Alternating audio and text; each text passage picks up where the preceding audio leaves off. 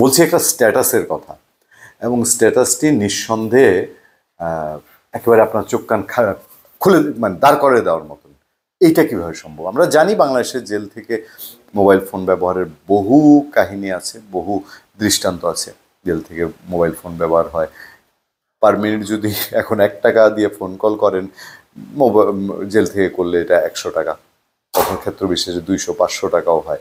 এটা অনেকে করেনও, আপনাদের চেনা জানা থাকতে পারে না, কি আছে কিনা আমি জানি না, আমার নাই। আমি এইসব কর্মকাণ্ডের দিকে আমার কোনো নজর নাই, তবে শুনেছি আর কি, বা মাঝে মধ্যে পত্রপত্রিকায় রিপোর্ট পড়ি তো, সেখান থেকে জেনেছি। তারপর ধরেন জেলখানায় বসে নাকি সব পাওয়া যায়, বাইরে যে বাবা কারবারি গাজা কারবারি তারা জেলখানায় বসে সব অ্যারেঞ্জ করতে পারেন। কিন্তু এখনকার আমাদের হাতে যে খবরটা, এই খবরটা একটু আমার কাছে ইন্টারেস্টিং মনে হয়েছে এই কারণে যে একজন খুব গুরুত্বপূর্ণ, যদি বলি সরকারের জন্য গুরুত্বপূর্ণ বন্দী, সেই গুরুত্বপূর্ণ বন্দী হচ্ছেন সাবেক মন্ত্রী কর্নেল ফারুক খান। কর্নেল ফারুক খানের ফেসবুক ভেরিফাইড তার যে আইডি, সেখানে একটা পোস্ট আসলো। এটা কীভাবে আসলো নজর দেন, যেটা বাংলা ট্রিবিউন নিউজটা করেছে। এই স্ট্যাটাসটি দিল কে? সেখানে বলা হচ্ছে, সাবেক বেসামরিক পরিবহন ও পর্যটন মন্ত্রী লেফটেন্যান্ট কর্নেল অবসররত ফারুক খানের ভেরিফাইড ফেসবুক অ্যাকাউন্টের একটি স্ট্যাটাস নিয়ে সামাজিক যোগাযোগ মাধ্যমে ব্যাপক আলোচনা শুরু হয়েছে। স্ট্যাটাসটি ভাইরাল হওয়ার পর তার প্রোফাইল খুঁজে পাওয়া যাচ্ছে না। প্রশ্ন তোলা হয়েছে, কারাগার থেকে তিনি কিভাবে ফেসবুক অ্যাকাউন্টে স্ট্যাটাস দিলেন? Verified Facebook page, Facebook account. কিন্তু গত বছরের অক্টোবরের 14 তারিখ দিবাগত রাতে ফারুক খানকে ক্যান্টনমেন্ট এলাকা থেকে র্যাব গ্রেফতার করে। বর্তমানে তিনি কেরানীগঞ্জ কেন্দ্রীয় কারাগারে বন্দী রয়েছেন। ফারুক খানের ভেরিফাইড ফেসবুক অ্যাকাউন্টে তিনি লিখেছেন, দেখেন লিখাটা মনোযোগ দেন, অনেক চেষ্টা করে অনলাইনে এসেছি, জেলের 4 দেয়াল আমাদের নিজ সত্তার সামনে দাঁড়া করায়।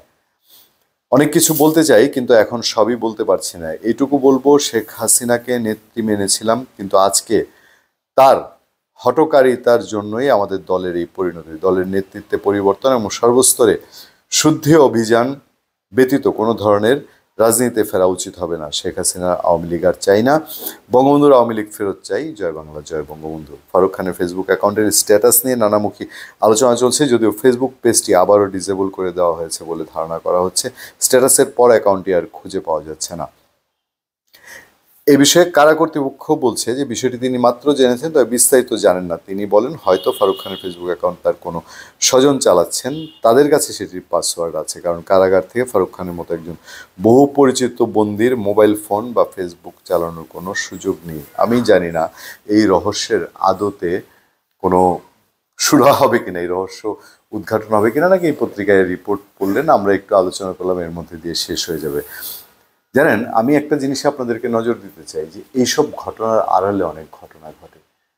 কি হচ্ছে ভেতর থেকে, এইসব ফ্যাক্টগুলাই অন্য একটা বড় ফ্যাক্টের ইঙ্গিত দেয়।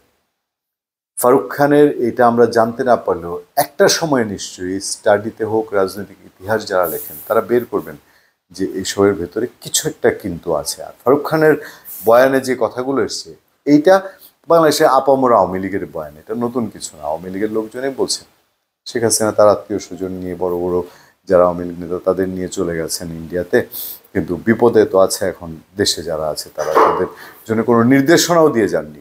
ধন্যবাদ সবাইকে, ভালো থাকবেন, সুস্থ থাকবেন। আপনাদের সাথে আমি আতিক রহমান, পূর্ণিয়া।